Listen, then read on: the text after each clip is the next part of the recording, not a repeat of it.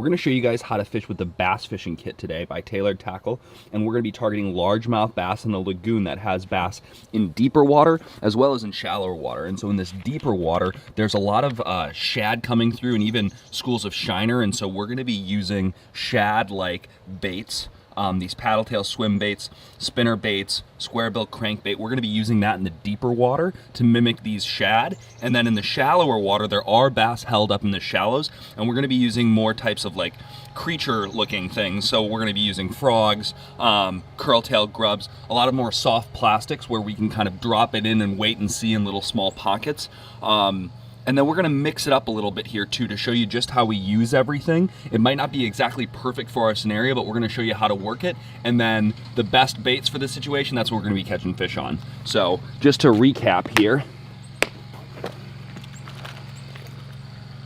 we've got these shad profile baits, the square bill, the swim bait, and even our spinner bait's gonna be really good for this. And then that's for the deeper sections. And then in the shallower sections, we're gonna be using frogs and soft plastics to target those bass that are shallower. All right, today I'm gonna be using our multi-species combo and our bait casting bass combo, the LMB. And if you're just getting started fishing in general and bass happen to be the species you're targeting, I really want you to start with a spinning rod and reel combo like our multi-species combo. Now, if you have had the experience of fishing, have a decent amount of catches underneath your belt, and you want to get, your skills up in the bass game, then get started with the bait casting combo. To really tune in on these and really get them going and be accurate and precise with them, it's gonna take about 4 to 5 trips, and those first 4 to 5 trips are gonna be really frustrating as you learn how to bait cast, how to tune your bait caster properly, how to properly cast it and retrieve it.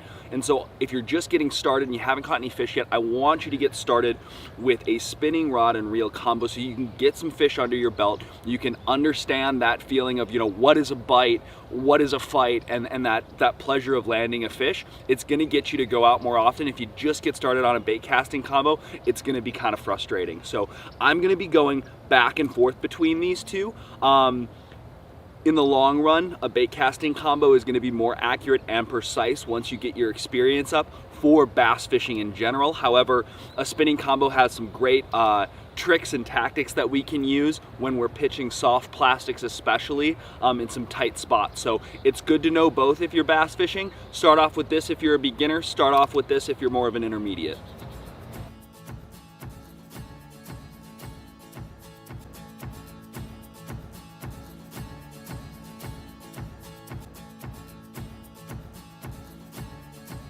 It's always so frustrating when you put on, oh, there you go. Bigger one.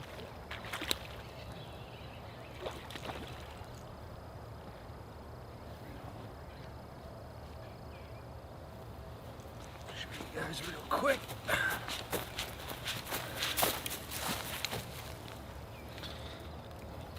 Nice bass. Oh, really got in there. There we go.